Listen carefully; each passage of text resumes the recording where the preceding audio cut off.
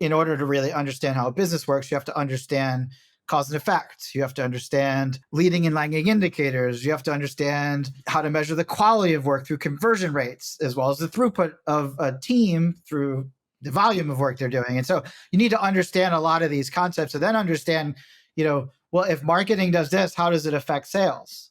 If sales does this, how does it affect the customer service team? If product does this, how does it affect any of those teams, right? And so I think most people get lost in trying to understand that or model that with numbers. You're listening to RevOps Champions, a podcast created for B2B leaders to help you align your people, streamline your processes, trust your data, and leverage technology in order to grow your business.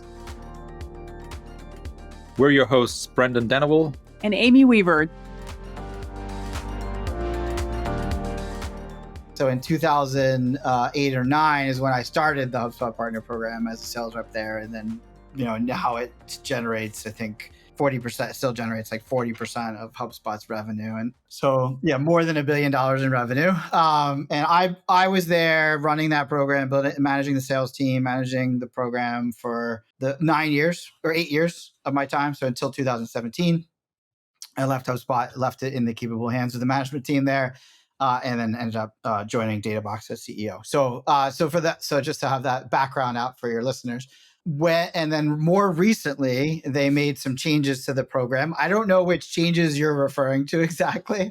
I do know a lot of the changes, but there are a bunch of them. So could you maybe be more specific about what changes it's really more. We believe the changes are all aligned with where HubSpot is going. So where HubSpot came from and where HubSpot is going, which, within the HubSpot ecosystem, we call it, moving up market. And where, again, so even like for our ICP, we don't target companies that have more than 2,000 employees, for example. But even 500 or 1,000 person companies were not our target, 10 years ago. When we were working, more closely together. So I think a lot of the evolution has happened, as HubSpot has evolved. But of course, the partner ecosystem needs to evolve with the product. Yeah, so I think you know this, Brendan, but Denamico and many other agencies who were early HubSpot partners were marketing agencies, and you were building websites and doing SEO and pay-per-click and writing content and helping people capture leads with ebooks and landing pages and offers and all that stuff. And that stuff's still important. I'm sure we don't, but that's okay. Services. Oh, you don't? Okay. Many agencies in the HubSpot Partner Program do still. And more recently, not too recent, really 7-8 years ago, HubSpot launched a customer relationship management system. And then that CRM system has gotten so much more sophisticated. We use it.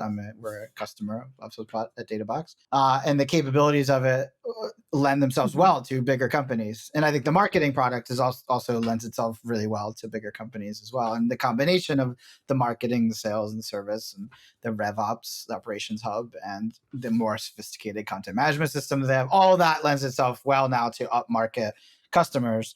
And so when you're serving those larger customers, obviously there's bigger opportunities for solutions partners at HubSpot. So I think it's a great evolution for HubSpot, for the partners, for the world, for their customers. I'm extremely long on HubSpot as a company.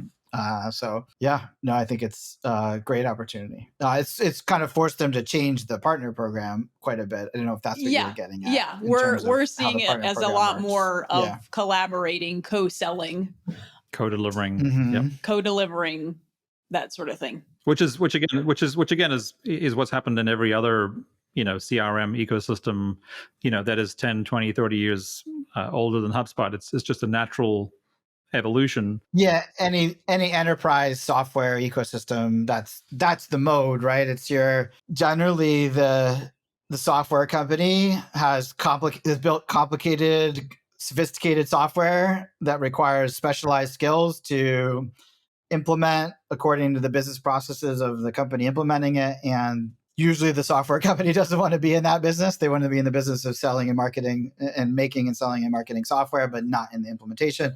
And so I think HubSpot's naturally gone in that direction, and the partners that have evolved their service offerings, are in a great position to offer those services. And HubSpot wants that because they want to keep their costs lower and not have the overhead of a team as sophisticated and mature as Denamico on their books. They want partners off their books that can do that stuff. So it works well for everybody, customers, partners. And, right. So you touched on this a little earlier. So we made the decision 5 years ago, because as the HubSpot product had evolved and the CRM became more and more powerful and continues to become more and more powerful, and they'd sort of introduced this full stack from marketing, sales, and service, and then obviously still having the CMS hub, and then now adding a couple more hubs. What we realized about 5 years ago was that we had to make a decision, and a lot of partners haven't made this decision. They've decided to try and do marketing services in addition to CRM implementations. We just felt like if we wanted to be, well, first of all, if we wanted to be good and focused, and I know you're a big fan of being a little more niche focused as well. And so as part of our journey of starting to be more specialized, we were like, okay, we would rather focus on the complexity or the opportunity that comes with the complexity of implementing HubSpot versus which 90% of the ecosystem plus is still focused on how do you support HubSpot customers from a marketing perspective, like so all the list of things you mentioned earlier to generate leads.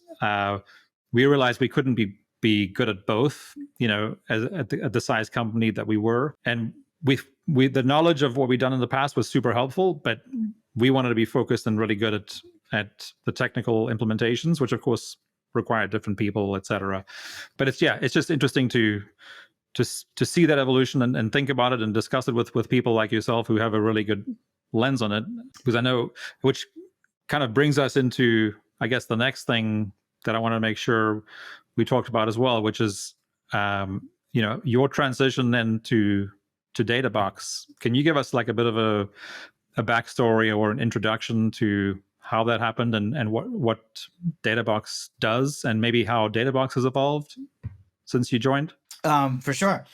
So I was looking for my next challenge while the HubSpot partner program has evolved and grown significantly since I left. To me, the path of like 0 to 1, or in the case of this, 0 to 100 million was fun for me. And I could say that maybe the 70 to 100 million wasn't as fun for me. It was much more on repeat. And again, there's been changes, and I look back over 7 years since I've left, there's been a lot of change, especially as a result of the product evolving. But from my lens, it was just moving a lot slower than the first 9 years that I was there. And so I just wanted a new challenge. I knew that I wanted to continue to work with professional services firms. I love helping professional services firms market and sell better, and deliver ROI better. And so I had plans to start my own thing. I started meeting with early stage VC firms, and one of those firms said, "Hey, you got to meet somebody in our portfolio. It seems to really align with your target market and align with the product, similar to the product that you want to build." And so I ended up connecting with the founder of Databox. They had raised a large amount of money, 3.8 million in their seed round. And unfortunately, the success they had before they raised the seed round of selling the product did not multiply. So they were actually rebooting the company and refocusing on a different target market. So when I came in, there wasn't really much revenue, but they did have a product. I should say, kernel of the product has evolved quite a bit since then. But they had a product. It did things that I thought would help marketing agencies, which at the time was the core, my core network from HubSpot. And so I jumped on board to start building that business. The reality of the business is there was a lot to figure out. It's a really complicated product. We build and maintain integrations with 100 other software companies, including all of the HubSpot hubs, and as you imagine, every one of those 100 companies are constantly changing and evolving, not just their interface, but the data they're storing and the metrics that they produce. And so building that, plus building all of the capabilities of our software, to enable users to create custom dashboards, custom reports, set and track goals, do benchmarking, forecasting, all the stuff we've built, plus those integrations. It's a complicated product. And I did raise another $1 million when I joined, but since then we've bootstrapped. So we really there wasn't much left of the original. So when I joined, it was like 1.8 million in the bank, and that's kept us moving for the last 7 years. And we still have more than $1 million in the bank. So we really haven't burned much at all.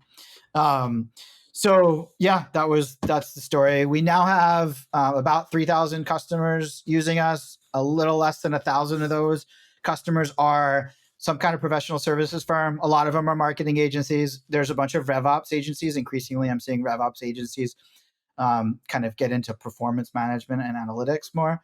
And then there's some sales consultants and trainers.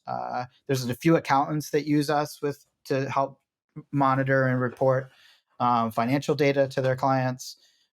So a good portion of those partners of ours are professional service firms. So one of the advantages that we're seeing with companies who are sort of adopting this RevOps framework is that they are able to scale at a much quicker pace than maybe another company that seemingly has similar resources, headcount, that sort of thing. You have been involved with some pretty meteoric team growth, I would say, in your job experiences. So can you identify some key elements of those teams who are able to scale efficiently as opposed to maybe some other teams who just haven't got it figured out? I think so. RevOps is a relatively new term in my career, at least. I know it's been around for a few years, but if we largely consider it, I don't know how exactly you define RevOps, but I look at it as like the systems and processes that enable teams to do their jobs, and specifically focused in on revenue teams, so marketing, sales, customer service, etc. So if that's close enough to our definition, your definition, then I would say that stuff is critical. We were doing RevOps at HubSpot before anyone even thought of that, mentioned that term. So I'm an engineer, and I think like half of the management team at HubSpot were engineers. And so we were just always very data driven. And when the company was formed in that 2006, 2007 range, it was there was a large transition going on of companies moving their marketing online, where things became a lot more measurable and predictable. And I think that just lent itself really well to what we were good at, which was sitting down with a spreadsheet and saying, how big can we be? And then using some of our experience to say, well, what can we do to get there? And then modeling that out and setting goals based on that, and really running and setting budgets and hiring plans all based on that stuff. And so I think what separates companies that grow relatively quickly versus ones that don't, they really have to have that discipline. And it's a matter of connecting the financial model with the sales and marketing model, and really understanding what levers you can turn or pull to drive growth, whether that's growth in revenue, or what's more fashionable these days is driving efficiency and profitability. Either one of those, right? Whether you're driving revenue or profit, you have to be thoughtful about the bets that you're making and the investments you're making. And I think RevOps is like, gives, at a minimum, what RevOps can do is give you your historical data to be able to start saying, well, this seems possible, right? We know that we can crank up our paid ads and generate more conversions. We know that we can run Facebook and LinkedIn retargeting ads and get more of those anonymous visitors back to our site to convert. We know that if we invest in sales enablement and better processes in the CRM or automation for the sales team, more signals for the sales team so that they know when to call people and stuff, then we can make our sales team more efficient. And so if you start gathering like all of those that data from those processes, you can start to say, all right, well, here's what's possible, and start building out a model and then the systems to enable all that stuff. So I think that to me is a huge differentiator. I learned a lot about that at HubSpot. And then we've implemented a lot of stuff in that Databox similar, but we've also really studied like objective and key results, OKRs. And of course, we use our own product. We have data coming out of our wazoo about our own business. We're very hardcore about implementing processes across all of our customer facing teams in order to ensure we have repeatability and measurability. And we sit down once a year. We model out growth every quarter, every month, or every week. The teams are looking at how they're doing. Every month, we're reporting that all the way up, and saying what we did and what we didn't do, what worked, what didn't. And then every quarter, we recalibrate our goals, adjust investments in certain areas, green light experiments or projects to improve throughput or efficiency, and then do the process all over again. So I think those are the systems and processes that separate companies that are reliably growing versus ones that aren't. So with data out the wazoo, how do you sift through and decide which of those data points are meaningful to you? Which ones help you make the most informed decisions? Because a lot of our conversations that we have with people are around data as an asset, but also as a liability. So curious to get your take on that. Yeah, I don't think data is a liability unless you don't know how to interpret it. In which case, people spend a lot of time interpreting, or if you're not thinking about data in the context of a system, in which case you could be optimizing things that aren't going to have an impact on the ultimate goals of revenue growth and profitability. But I think, in my experience, mostly with SaaS businesses, right? It's actually quite complicated, but also extremely predictable. So there's so many different flows in a SaaS business in terms of revenue. So there's, of course, new customers. There's upgrades, those customers. There's downgrades, those customers. There's cancellations. There's reactivations. So there's 5 different revenue flows that you can, as a SaaS company, optimize one way or the other. And then, of course, the most important one is your average revenue per customer. And so if your average revenue per customer is higher and you're getting the same amount of new customers, right, that's a meaningful impact. If your average revenue per customer is higher and that allows you to upgrade a lot of your customers over time, then that's a really meaningful impact on growth and profitability as well. So for a SaaS company, it's a matter of understanding all of those flows, and then understanding how you can influence those things. So the 3 most important ones that we focus on at Databox, which is really the same ones we focused on at HubSpot, is the amount of new MRR or new customers, monthly recurring revenue or new customers. It's the upgrade volume, MRR or number of customers. And then it's cancellations. And so with each, we actually have OKR leaders for each of those 3 areas. And I own the new customer one right now until I hire a VP of marketing. And so within that annual OKR of get X amount of new customers this year, that's broken down by quarter and by month.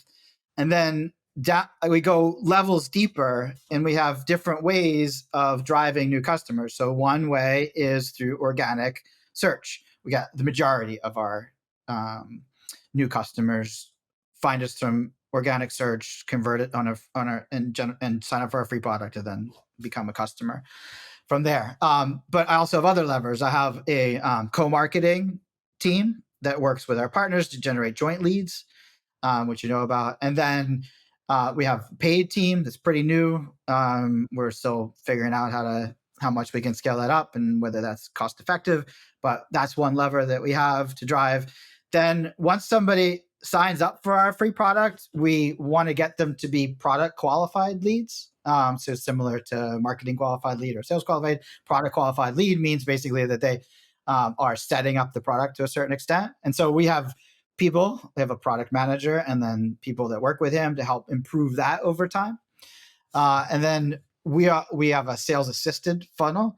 So a support and sales assisted funnel. So if somebody signs up for our free product, they might have a question, in which case they can start a chat and the support team's there to help. Support team spends a certain amount of time, they'll create a deal, and the support team will also offer time on our sales team's calendar, which also always creates a deal.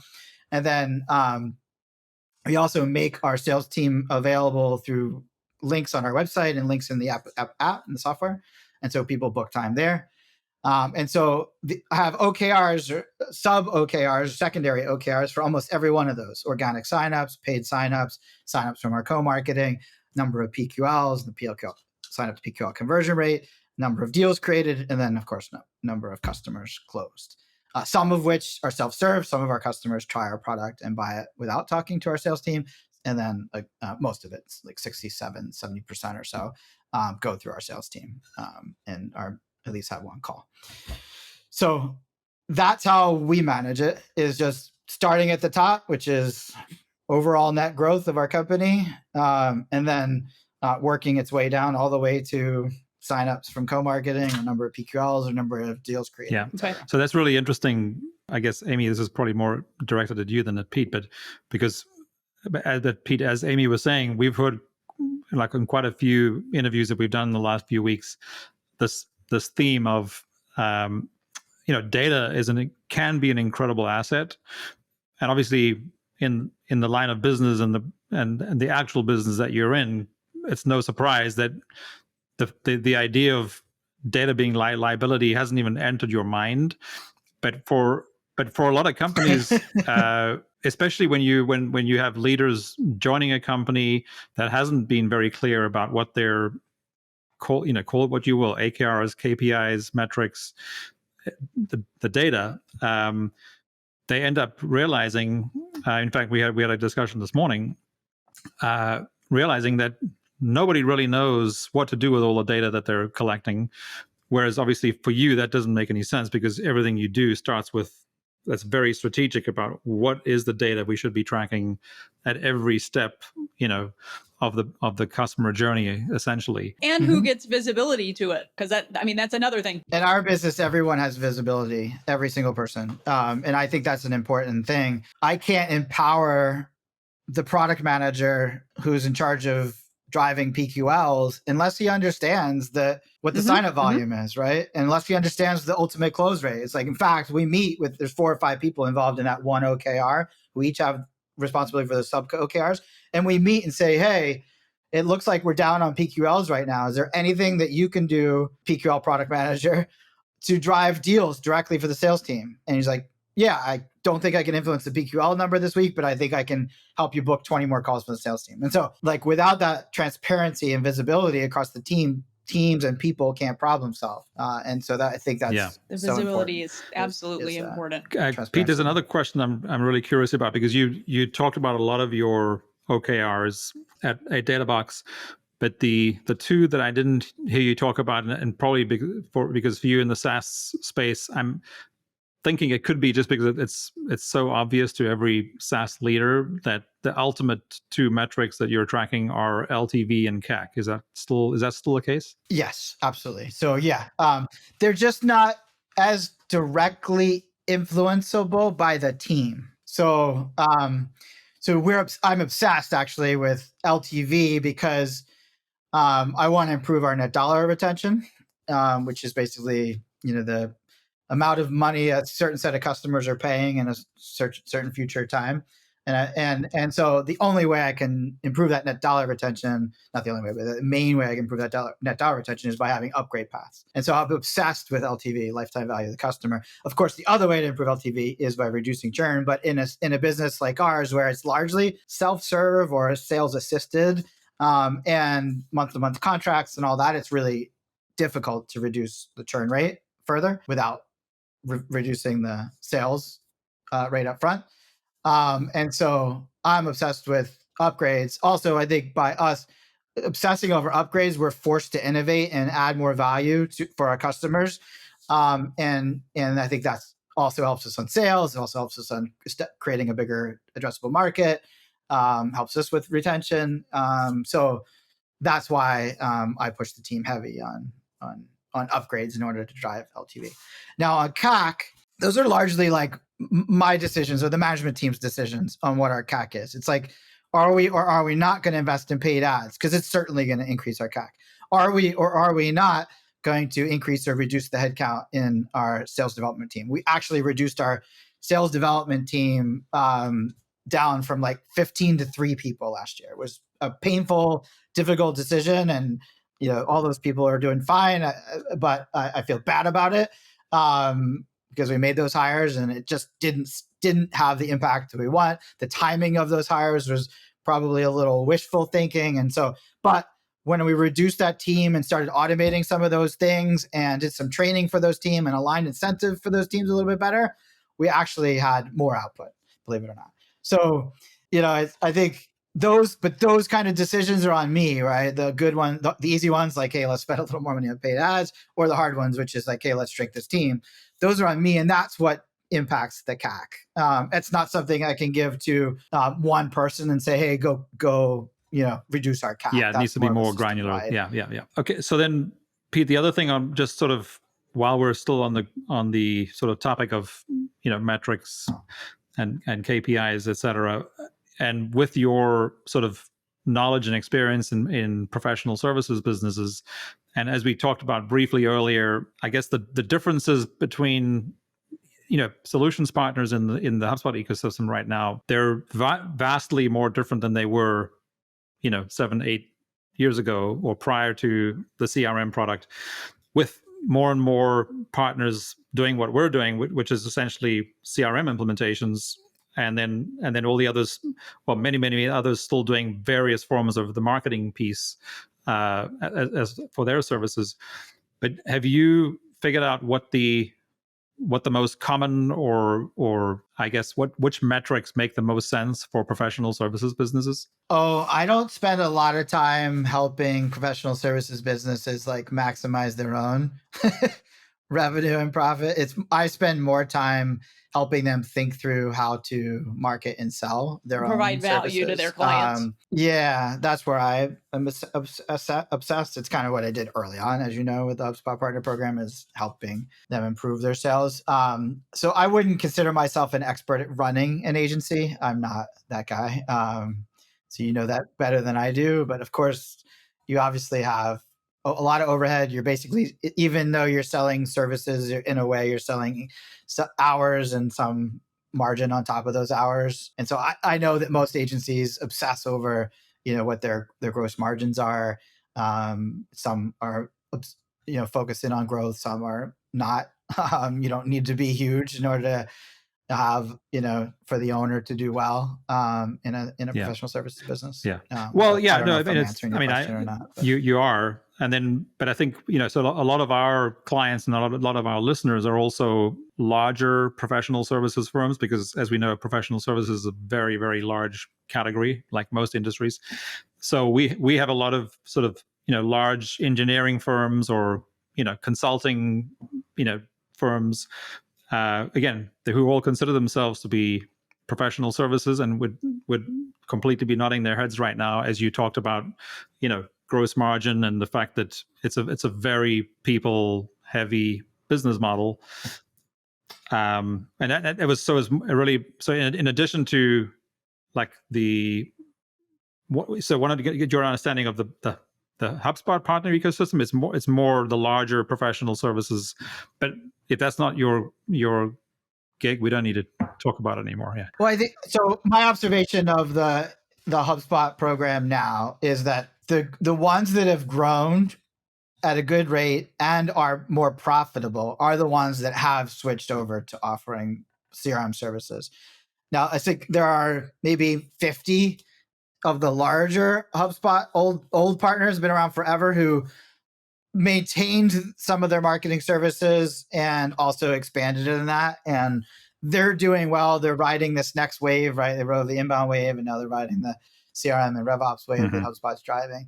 There's also a number of brand new HubSpot partners who only ever did CRM implementation. I've interviewed a few of them on our podcast, and what's interesting to me is the size of those projects, those implementation projects. Back when I was probably talking to you 15 years ago, you were selling maybe $5,000, $10,000, $15,000 website projects, right? But these CRM implementations, I'm guessing you're in this class, are $50,000, $100,000, multiple $100,000 implementation projects, as they should be. Yeah. It's complicated and complex and add a lot of value. So I think there's been I've seen a lot of firms, technical consulting firms that are newer, join the HubSpot program, focus exclusively on CRM implementation, and build nice, profitable, decent sized professional services firms as a result of it. So I think I worry that in a few years that will be flooded as well. But I do think if like the Salesforce ecosystem is any indication, those can be medium-sized, stable professional services firms that aren't going anywhere. And there will be consolidation and all this other stuff as HubSpot continues to move upstream. And so I think it's a good business to be in for sure. I just think it's, because the word is out amongst HubSpot partners, it's like, oh, the money's in the CRM implementation. The referrals are from the CRM implementation. It's no longer a secret anymore. You were an early adopter, but there's lots of new people jumping in. So I don't know how long this train will last. Well, but at the same time, I'm sure it's years. Yeah. Just don't know how long. How many years? Yeah, and it's interesting because I'm in a partner user group, as we affectionately call PUG, and whether it's 10 or 12 of us in our monthly meetings, we all are coming at it from a slightly different angle, and there are clearly folks, whether it's 30%, 50%, 60%, whatever, who their strength and expertise and what they should be doing is marketing. That's what they're really, really good at. So for them, it really doesn't make sense to get into the CRM world, and I totally get that. Fortunately, from like where we started, even though we were a digital marketing agency for a number of years, we were never coming at it because we were marketers. We were coming at it always trying to solve business problems, which is why the evolution for us was like, oh, we actually see the complexity of technology. Yeah. We'd rather be doing that. The complexity of technology is actually we see as a bigger business problem, and a problem we want to be solving more than helping small businesses generate leads. Sure. And of course, and depending on the stage of the business, every business needs both of those things at some point. We just, it was a better fit for us to do the CRM piece. Mm-hmm. Yeah, and I think bigger and more established companies, they don't need a lot of leads, right? They have a lot of repeat business, et cetera, but they do need their expensive salespeople to be as efficient as possible. Correct. And of course, they have their own full marketing teams in-house that can do, and even if they do outsource some of their marketing, it's the value, as when we made the switch, like I said 5 years ago, the sales leader typically had a much bigger budget for the reason that you just mentioned. Like, if a sales leader can have a more productive team, then they want to figure out how to make that investment.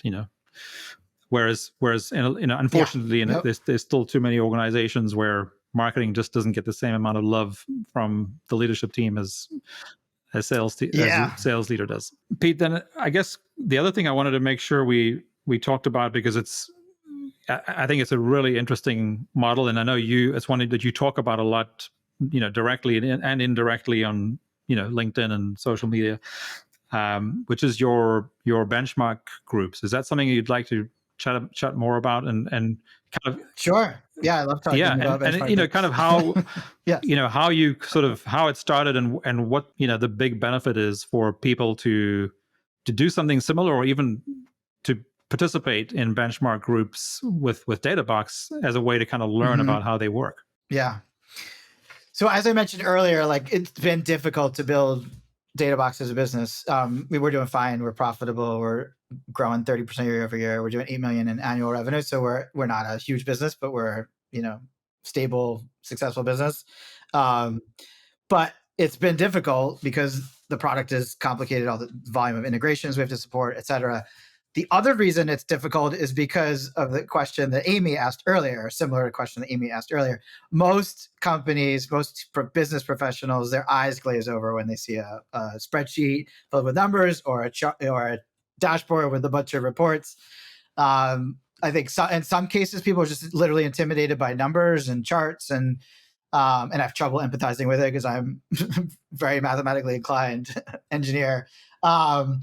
But that is one. There's also like the complexity of systems that on top of that. So I think in order to really understand how a business works, you have to understand cause and effect. You have to understand Leading and lagging indicators. You have to understand how to measure the quality of work through conversion rates, as well as the throughput of a team through the volume of work they're doing. And so you need to understand a lot of these concepts and then understand, well, if marketing does this, how does it affect sales? If sales does this, how does it affect the customer service team? If product does this, how does it affect any of those teams, right? And so I think most people get lost in trying to understand that or model that with numbers.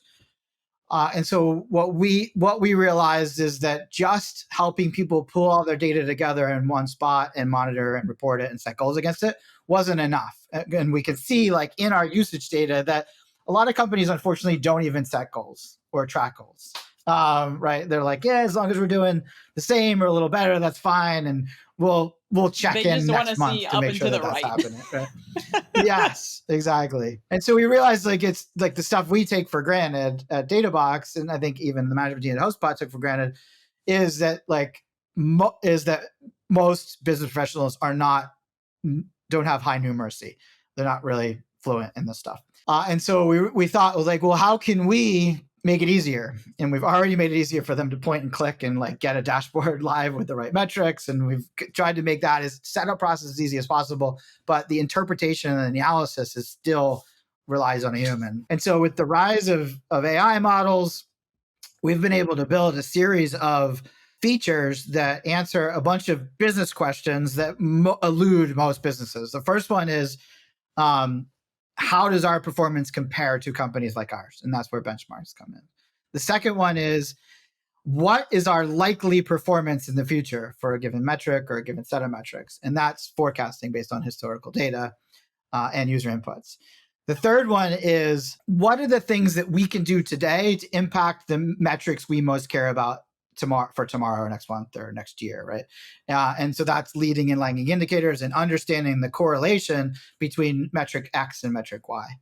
And the last one is anomaly detection, where it's like, monitor my business for me, monitor every system, every process I have, every metric that's important, and tell me when one of them dips or spikes in the way that I either do or don't want it to happen.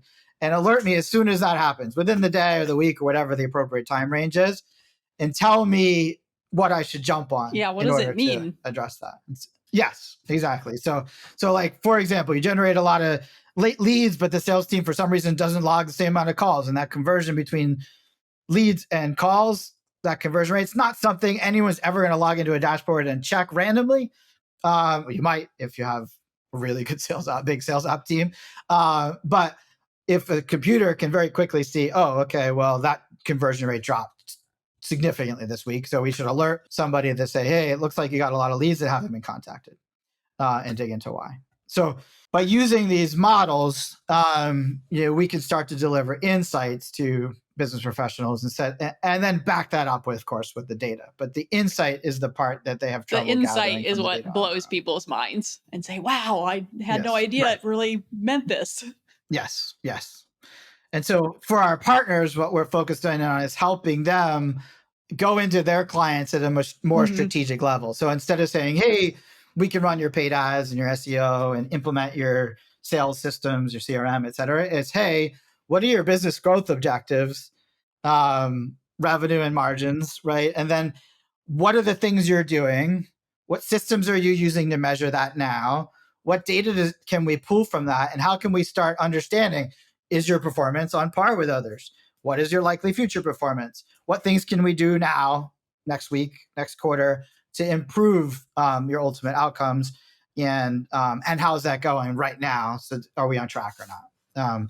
So with those conversations, right, you can go into a board or a C-level and say, like, this is how we manage, how we help you manage the performance of your business so that you don't miss opportunities for improvement and that you're getting the most out of the investments that you're very cool. Yeah, which is actually how we now do our sort of 3-year roadmap with our clients. So we start with like, so what are the primary business objectives, and then we sort of break it down to tactically well, first of all, what are the measurements you need to make sure you're actually heading towards those business objectives?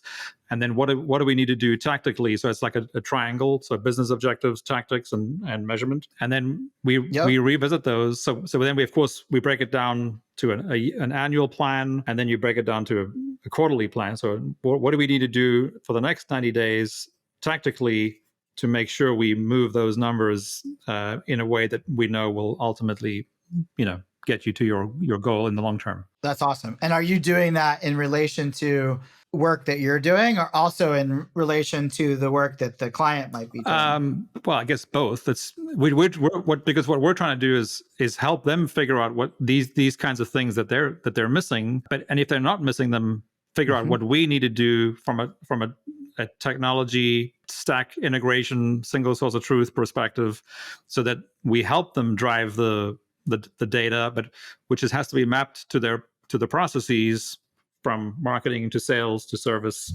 etc. So we do then a lot of the training of those teams as to why are we tracking this data, and what is the handoff, and what are those what are the metrics from marketing to sales, because in many cases they're still guessing or making assumptions or whatever. Like to your very point, most business leaders are not as data driven as they even think they are, right? And it's hard. Don't get me wrong. Like I think the math isn't, to me, the math part isn't hard. The hard part is getting agreement on strategy, getting agreement on priorities, aligning resources to the work that needs to get done, executing, laying out the projects, executing, coordinating the deadlines and timeline and task sequence, like that. All that needs to happen after you build that model.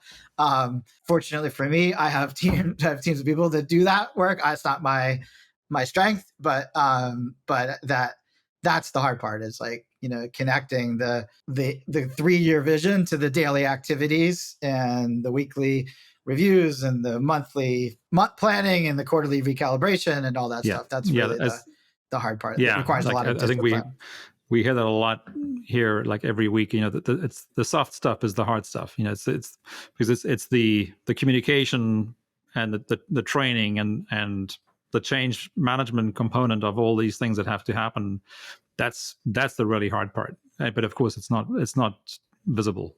Well, and you did mention alignment. And so I'm kind of curious, because from my understanding, you have employees at Databox that are all over the world. So what are some ways that you have alignment on your teams when everybody's so spread out? I'm sure that's the case for a lot of companies today. Yeah, it's been an iteration over time, but we have a little over 100 team members. I don't know the number of countries. It is probably 10 plus at this point. Multiple time zones, of course. Most of the team is either on the East Coast of the US or the East Coast of the Americas, I should say, or in Central Europe, where the founding team is from. So it's like a 5-6 hour difference. Believe it or not, we operate as one functional org. So we don't have like a US or North America or America's team and Europe team like most scaled up software companies do. We have, we have a marketing manager in Pennsylvania who manages people in one person's in Pakistan, another one's in Kuwait, and one is in Slovenia. So like he's responsible for managing that team. It's weird because the woman in Kuwait is actually from Brazil, but it's a very, very multicultural team. Yeah, exactly. And so because we manage things functionally, right? Like, so marketing, sales, service, product, engineering, finance people, we have org structures each of the org structures are global. Except for product and engineering, we have product and engineering all in one office in Slovenia, where the founders are from. So, because we're functionally organized, we largely do functional planning. So, like each quarter, every function is responsible for saying these are the targets we're going to hit, and these are the initiatives that we have, or these are the changes to our systems or processes that we want to implement. Of course, there's some changes or whatever, or projects that get moved around during the quarter, but we try our best to say this is what we're going to do this for the next 90 days and stick to it as best we can. But then on top of that, we have a OKR system that forces us to do cross-functional planning, and we do it like almost right before we do the functional planning. So again, we actually have 4 OKRs, 3 that are business heavy, and then 1 related to the team, the internal team's happiness and success. And so the 3 that are business focused, one is new customers, the other one's upgrades, the other one's retention of customers. And so each of those OKR teams have multiple people on it that span the organization. So for the acquisition OKR, we have me, who's currently leading it. I have our support leader. We have a sales manager. We have the person who's running our paid ads, and then the person that's responsible for PQLs. And so they're in marketing, product, and sales and service. So like it kind of covers all of the teams. And that way we can help each other, right? Because like as I explained before, like we might be down in one area and we can maybe make up for it in another in the funnel. But also each person kind of has an understanding of what their teams are doing. And so they can bring that to that planning and saying, these are the things we're thinking of doing over here on the product team to improve the number of product qualified leads we have. And on the marketing, support, and sales side, we can say, well, this would be something you guys should consider too, or this would be really helpful if you did that. Or it's like, oh, that makes a lot of sense. Let's piggyback on that. And we'll have this parallel project over in our support team that leverages what you're building. And so that enables us to kind of coordinate cross-functionally.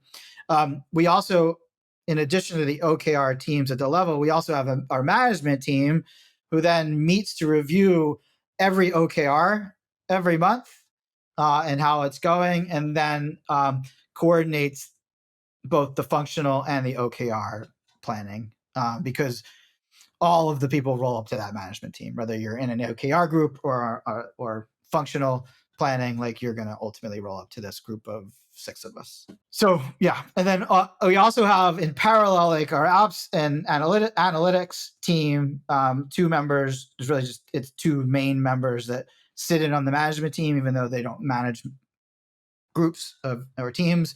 But they're responsible for like knowing every process we have, all the data, and managing that model so that we're not just relying on what the functional leaders are saying. We actually have independent measurement of everything that our analysts are taking a look at, and often they work together. It's not like it's competing, right? So the VP of sales is relying on that analyst, sometimes the RevOps team, to help him with interpretation of data or analysis of data. But it's an independent person or independent people that are monitoring all of our metrics, running that model, checking to see if we performed like our model said each month. So that's essentially your RevOps team. Necessary. Yeah, like it's a little bit like I have a director of RevOps. She's also kind of my chief of staff. Like she helps me with running the marketing. Because like I said, I'm looking for a VP of marketing. And then we have an analyst who actually sits in the product org, because a lot of our analysis involves like tracking what users do in our app. And so he needs to sit over there to like work closely with them on figuring out what to track, how to track it, analyzing it, and all that. So a lot of his job's there. But he also like helps us with financial planning and tracking our cash flow and expenses and all that stuff. Not by himself. He has other help to do that. So, but yeah, it's not, I wouldn't say I have like one clean analyst. I think we're still a little small. Like maybe when we're another 50 people, we'll have VP of finance or CFO. I imagine we'll definitely keep the RevOps team intact under the woman that's managing it now. But like I think they'll work a little more closely and maybe take some of the planning and analysis off of me and the founders' plates at some point, because we're still pretty heavily involved in setting goals and managing expenses and all that stuff down to the individual rec level and stuff. Hoping to someday delegate that. Yeah. Well, I guess maybe have you done much reading, Pete, into the founders trap? No, I can guess what you're about to tell me. Yeah.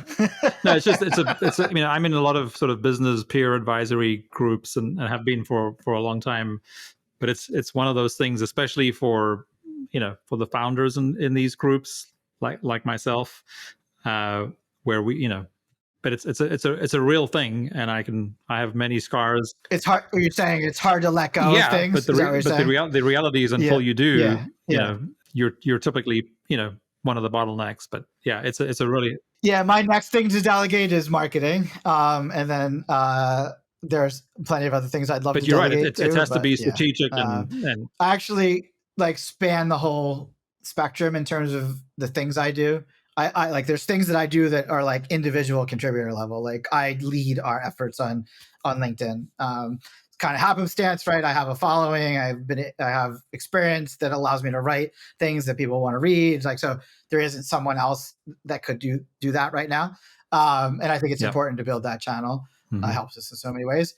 And then as a manager, I'm managing some individual contributors on the marketing team. Great people. I expect them to grow into really important roles. So I don't think of it as a beneath me in any way. But I would like to have a manager for them. I think they'll be better off if they have a manager full time for them.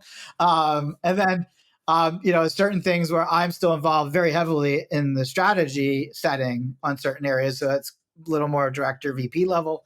And then, of course I have to fulfill my CEO functions, report out to the board, and make difficult decisions around investments and it's hard. All that stuff. So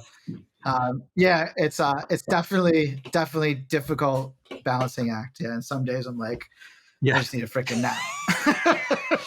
The whole But I'm driven by the 3-year vision. That to me, I'm very driven by our vision, and so that motivates me through the things I don't want to necessarily do. It motivates me through the long days. Someday I hope to garden and play soccer and check in on the business 2 hours a day and just rely on our software to tell me when something's off and make sure I have the right people in place. Well, but this is the thing, So you still need somebody who's hungry and is going to do all that other stuff that needs to be done. Yeah. For sure. Awesome. Yeah. Pete, I guess as we wrap up here, is anything you'd like to leave our listeners with as in the form of a tip or some advice? We actually didn't talk about the benchmarks. You teed me up perfectly, but we have this second product we built. We launched it 18 months ago. It allows companies to benchmark their performance across 100 different tools by simply creating a free account, connecting anonymously and securely any of those tools like a HubSpot or Google Analytics or Google Ads or Facebook Ads or your YouTube or LinkedIn company page, whatever, and then instantly see how you compare to companies like yours by company size, by industry, business type, whether B2B, B2C, e-com, et cetera. And then it instantly shows how your performance compares for metrics that are common in those applications. So if you benchmark your HubSpot account, for example, you can benchmark your traffic, your website quality, your bounce rate, your time on page, your conversion rate to lead, your landing page conversion rate, the number of CTA views you have, all the way through to deals you're creating, your close one amounts, et cetera. So it's free, and we have tens of thousands of companies opted in so far. So there's a big data set there.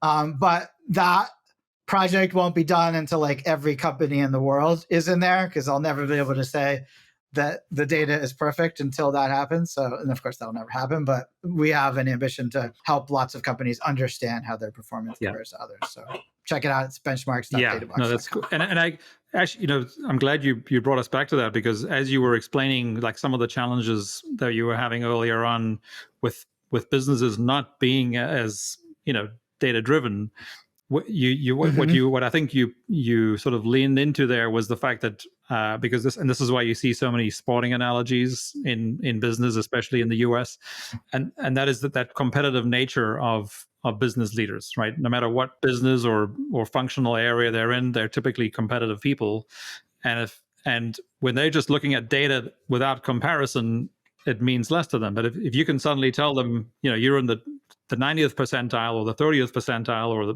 whatever percentile, that suddenly the human brain just kind of understands that a lot better, and then they can kick into some sort of action, right? Yes. And at least ask the next logical question is like, well, what could those other companies be doing that we're not doing? Or what are we doing that we shouldn't be doing?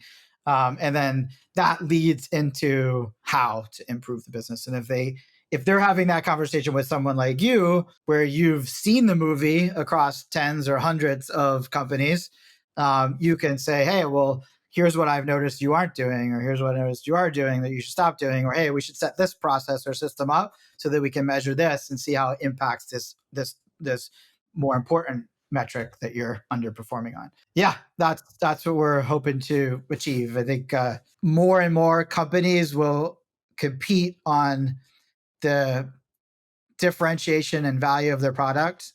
Competition is like increasingly more and more just a click away, and execution is critical, but hard, because it's just there's so many things that change in sales and marketing, especially. And so what we're trying to do is create a level playing field for execution by understanding how you're performing and what others are doing, not your competitors, but your peers, and learning from them at a more rapid pace, so that, as long as you have a differentiated product and service, that you can deliver that to as many companies as possible. You can be as successful as you want in your execution. So awesome. That's what we're trying to do. That's a great place to finish. Well, thanks so much, Pete. I'm sure I could feel it already as we were chatting. There's definitely a lot of space here for potentially another episode at some point, but we'll stay in touch. And we look forward to seeing how the benchmark groups progress. We're big fans. Cool. Yeah, no, happy to have you involved. Good stuff. Thanks, Pete. Thanks, Pete. Take care.